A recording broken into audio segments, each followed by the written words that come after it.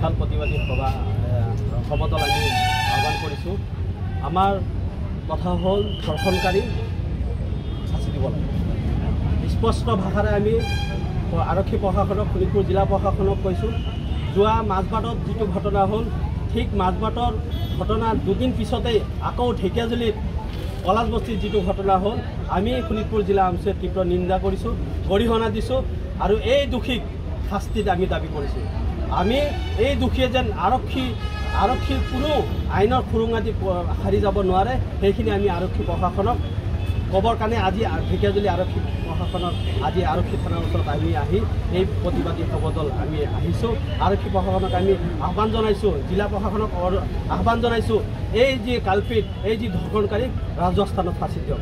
আমাৰ স্পষ্ট কথা, আমচুৰ স্পষ্ট কথা, ধৰ্ষণকাৰীৰ কোনো ধৰ্ম নাই। আমি আমচুৱে কেতিয়াও ধৰ্ষণকাৰীৰ পক্ষত নাই আৰু পক্ষত কেতিয়াও নলওঁ। এই ধৰ্ষণকাৰী সমাজৰ পৰা নিষ্পাত হ'ব লাগে, সমাজৰ পৰা আঁতৰিব লাগে, সমাজ আমাৰ শুদ্ধ হ'ব লাগে। আমি ঢেকীয়াজুলি প্ৰশাসনক ধন্যবাদ দিব লাগিব। ক্ষিপ্ৰতাৰে এই এদিনৰ ভিতৰত, ৰাতিৰ ভিতৰতে যি দোষী আছে দোষী কৰায়ত্ব কৰিছে।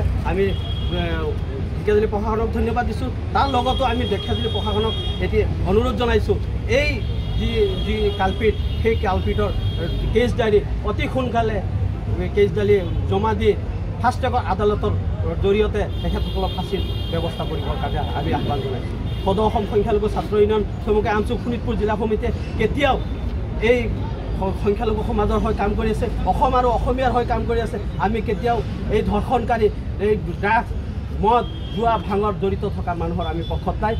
এইসমূহ সমাজত থকা এইসমূহ কালপিতসমূহক নিষ্পাপ কৰিব লাগে। সিহঁতক গুলিয়াই মাৰক, ৰাজস্থানত ফাঁচি দিয়ক, আমাৰ ক'বলৈ একো নাই। আমাৰ কথা স্পষ্ট কথা, ধৰ্ষণকাৰীক ৰাজস্থানত ফাঁচি দিয়ক, ইয়াত আমাৰ ক'বলৈ একো নাই।